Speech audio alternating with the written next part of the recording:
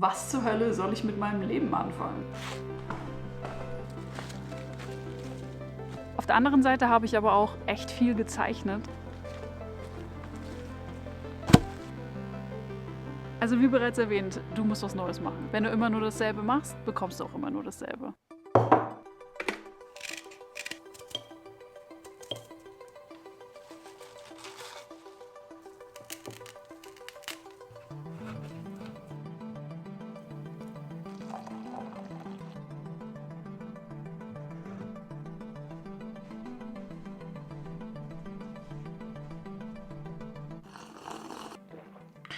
Guten Morgen, super ungewohnt.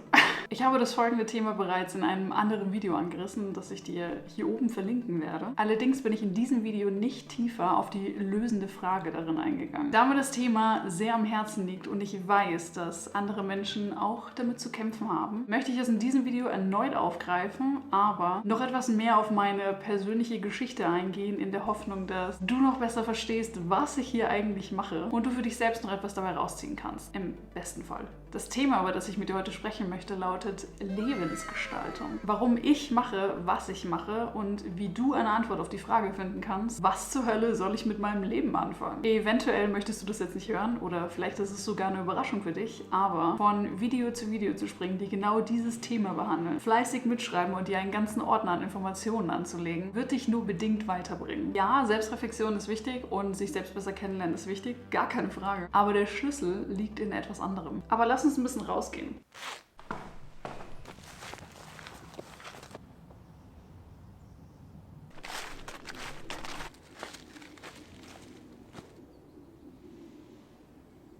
Es kann sein, dass du ein Eichhörnchen gleich hinter mir siehst. Da oben irgendwo springt's rum. Nature Baby. Immer noch nicht leer?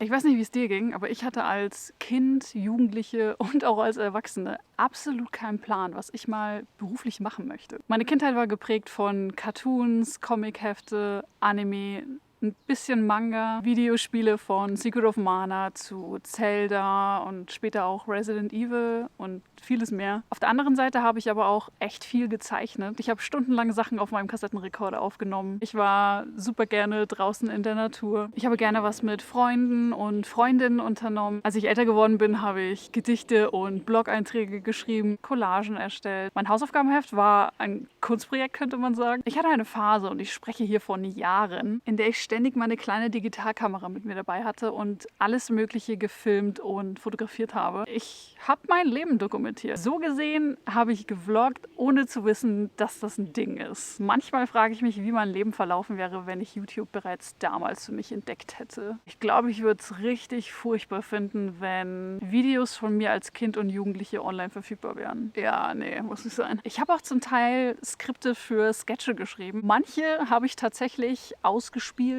geschauspielert und gefilmt. Aber ein Großteil davon bin ich nur in meinem Kopf durchgegangen. Also die Faszination für diese kreativen Medien war bereits damals schon da. Ich habe es immer mega abgefeiert, andere kreative Menschen zu treffen. Und wenn sie in dem Bereich auch noch was studiert haben, fand ich das total bewundernswert. Ich selbst habe es aber nie gemacht. Ich bin immer mal wieder an einen Punkt gekommen, an dem ich mir durchgelesen habe, was man bei bestimmten Universitäten an kreativen Arbeiten vorlegen und vorweisen muss. Und habe mich aber dann letztendlich immer dagegen entschieden.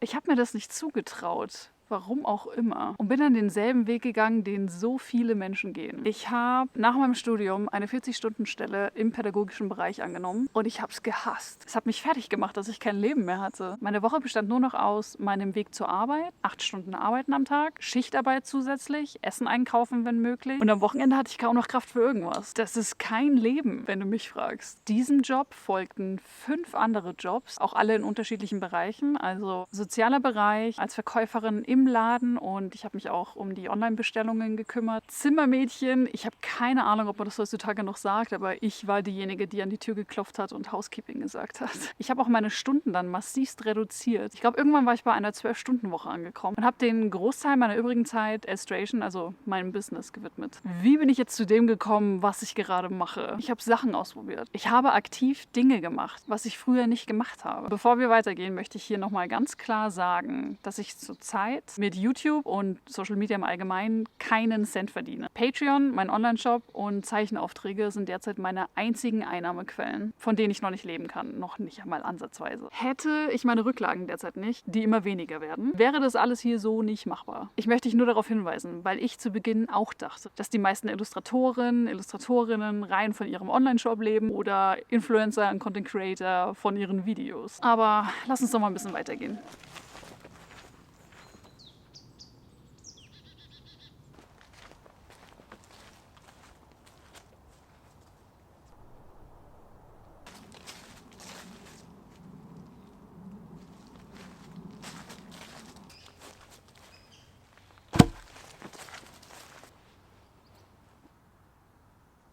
Also wie bereits erwähnt, du musst was Neues machen. Wenn du immer nur dasselbe machst, bekommst du auch immer nur dasselbe. Und meiner Meinung nach ist ein gutes Indiz deine Begeisterung für etwas. Gibt es irgendwas in deinem Leben, in das du dich richtig gerne reinfuchst? Vielleicht sogar etwas, bei dem du einen Flow-Zustand erreichst. Flow-Zustand bedeutet, bei dem du etwas machst, das dich herausfordert. Das heißt, du musst dich konzentrieren und anstrengen, aber es entspricht deinen Fähigkeiten. Wenn dieser Zustand eintritt, bekommst du ihn erstmal gar nicht mit, weil du so im Moment bist. Teilweise Stunden später merkst du, dass du Hunger und Durst hast und dass du aufs Klo musst. Angenommen, du hast keine Beschäftigung, die dich begeistert. Das ist gar nicht schlimm, denn du kannst das ändern, indem du aktiv neue Sachen ausprobierst. Und falls du überfordert bist, eine neue Beschäftigung für dich zu finden, dann geh doch mal zurück und überlege, was du gerne in deiner Kindheit gemacht hast. Genauso wie ich das vorhin gemacht habe. All die Sachen, die ich jetzt mache, die sich mehr nach mir anfühlen als all die Jobs, die ich gemacht habe, sind Aktivitäten, denen ich als Kind, als Jugendliche und als Erwachsene bis zum gewissen Grad nachgegangen bin. Falls deine Kindheit richtig scheiße war, dann tut mir das erst einmal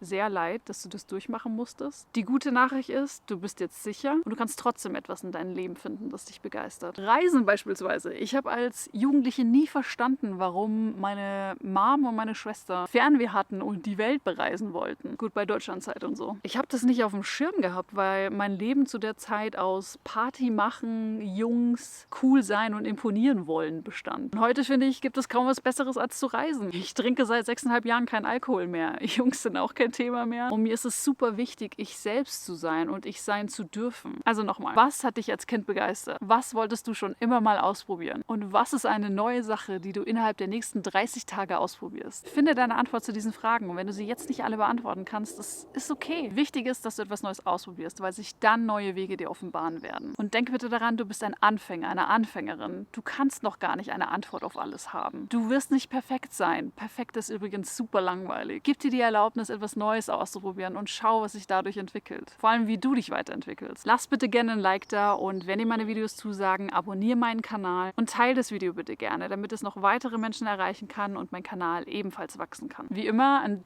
dickes Shoutout an meine Patrons für eure Unterstützung. Wenn du gerne mehr darüber wissen möchtest, was ich auf Patreon anbiete, der Link dazu ist in der Beschreibung. Und du findest auch eine ganze Seite über mein Patreon auf meiner Homepage, ebenfalls in der Beschreibung. Danke, dass du dir die Zeit genommen hast, mein Video bis zum Schluss anzusehen. Ich schätze deine Zeit sehr und ich freue mich, dich in meinem nächsten Video wieder begrüßen zu dürfen. Ciao. Mein Tee ist kalt übrigens.